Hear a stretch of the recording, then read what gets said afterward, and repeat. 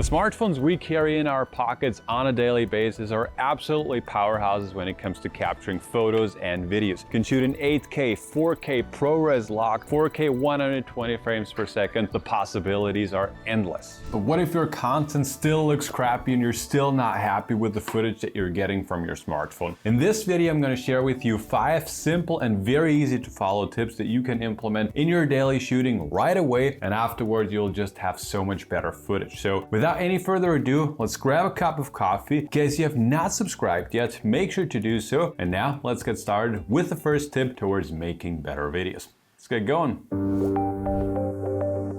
All right, so tip number 1, and that is an absolutely crucial one and probably the number 1 mistake that pretty much anyone makes, and that is having a dirty camera lens. So the solution for that obviously is to clean your smartphone lens. So let's talk about it. So we're using our smartphones on a daily basis, all of the time. We have it with us in bed, on the beach, in the bathroom, everywhere, and that means our lenses, they are having a very rough life, to be honest. So before you start shooting, if you're capturing, a beautiful landscape as we have it around here, make sure that you just clean your lenses very quickly. Ideally, obviously, you would have like a microfiber cleaning cloth and just clean it here and there real quick. Probably you don't have that with you. So what I'm recommending, what I'm doing myself, just take your shirt, wipe over the lenses, make sure to check them if there's still something on it. Maybe do it one more time, and then you should have, a very clear vision of your shots. So this is something that I get very often from our students of the SFP Academy, that they're asking me like, why are my shots not looking that sharp and what's the problem? And like 9 out of 10 times I'm just asking them like, did you clean your lens and when was the last time that you actually cleaned them? And most of them never ever do that. So especially also if you're using a lens, make sure that you take it out of the case, clean it a little bit, and then start shooting. The shots are gonna be so much sharper.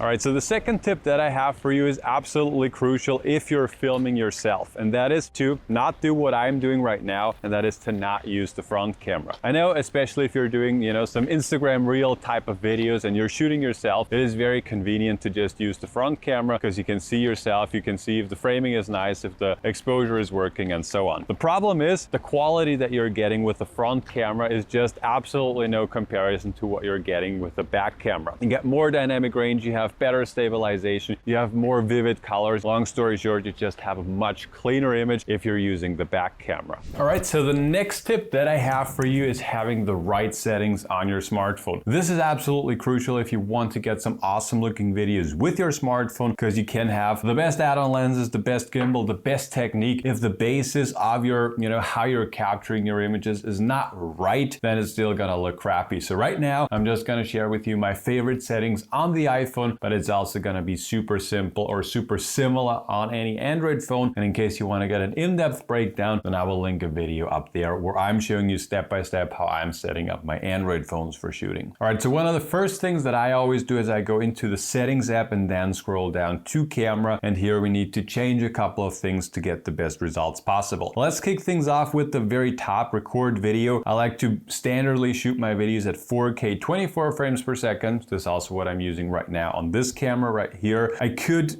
switch over to PAL formats since I'm based here in Europe, but that doesn't really matter. One thing, however, that is very important that I'm always encouraging people to turn off, and that might be a bit controversial, but I just found the best results, or I'm getting the best results when I have turned off HDR video. I know back then when it was announced and with the iPhone 12, 13, 14, HDR video still is absolutely fantastic. And if you're watching back the videos on an iPhone or on an HDR display, it's absolutely amazing. But generally speaking, the workflow is a bit of a pain because you just need to transform it to a different color space if you want to share it on social media. And long story short, I just found, or I got the best results if I have turned off HDR video. I also have turned off the auto FPS. I want to dial in manually what frames per second I have. And then the last 2 settings, lock camera and lock white balance, I have both of them turned on, because that basically means once I start shooting on my smartphone, no settings are changing. Then another thing that I want to show you is here in formats, I always switch over to most compatible. Again, more or less the same reason like we talked about with the HDR video. It's just a lot easier, the workflow is nicer, and overall the results are just better in my opinion. I do also have turned on ProRes log. I'm not using it super often, to be honest, again, because just the workflow is a bit more taxing. And if I'm shooting in ProRes log, then I always like to attach, a secondary hard drive or a secondary SSD basically, because the storage just gets filled up super fast if I'm recording internally. Then,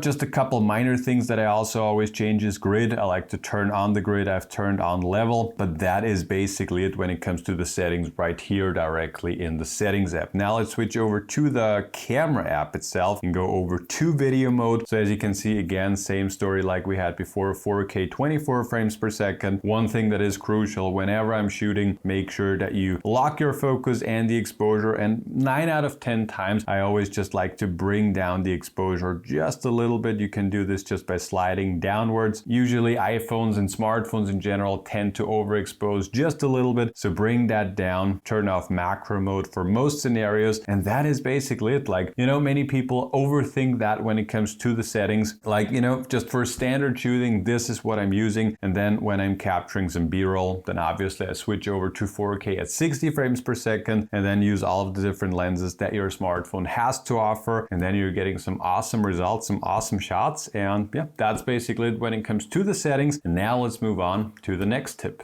All right, so the next tip that I have for you is an absolute crucial one if you're filming, a beautiful landscape like we have it right now, if you're on vacation, if you're doing a city tour, basically whatever that you film. And that is to mix it up and to spice your videos up. I know it's very tempting when you're using your smartphone that you're just using the 1x lens and the basic settings, the default settings that are dialed in. The trick to getting some more cinematic videos, to get a video that is engaging for people, that is interesting for people to view, is to spice it up and to mix it up with different angles, different, focal lengths, different variations, different shot types. So what I'm recommending, if you're using a modern smartphone like I'm having right here, this is the S24 Ultra, you can see it has a bunch of different lenses. That means I can have a very ultra wide angle view, I can have a very close view, I can have, there are so many different options. And it's so interesting for me when I'm talking with other people. Most people don't even know that they have a bunch of different lenses, even though they are maybe even working in marketing, for example. So long story short, if you're on set, if you're capturing different type of shots, make sure that you're using the ultra wide angle lens, make sure that you get a medium shot, a close-up shot, and also have some kinds of movements.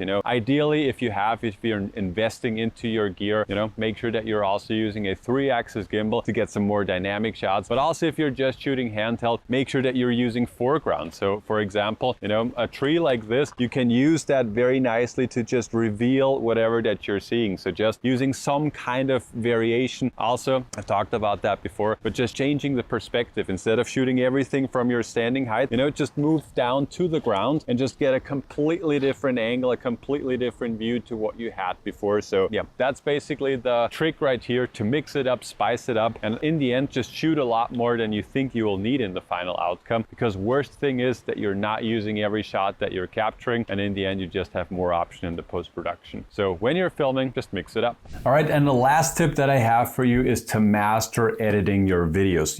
When you're creating a video, you're basically telling a story for a couple of times. First up, when you're planning your video, then when you're actually shooting the thing, and then you're also telling the story one more time when you're editing your video. When it comes to video editing, we live in 2024, and you basically have endless opportunities. On the computer, obviously, the professionals mostly use Final Cut, Premiere Pro, DaVinci Resolve, all that kind of programs. And then there's also a very easy and simple to use program that is called CapCut. I really like using CapCut because it's super user friendly. It's very simple to use. It does work on iPhones, on Android phones, but also on computers. So it's super versatile. And basically, like, for more or less everything that you're doing, you're gonna have a very nice and easy solution to edit some awesome looking videos. I'm not gonna go super in depth into, how CapCut works. I did an entire breakdown here on YouTube, and we do also have an entire CapCut masterclass, which by the way is part of our SFP Academy, where we're showing people how to shoot awesome videos, how to edit videos, how they can turn their skills into profit basically by landing clients and offering agency work, social media work. And then we're also showing people how they can turn all of these knowledge, build digital assets, and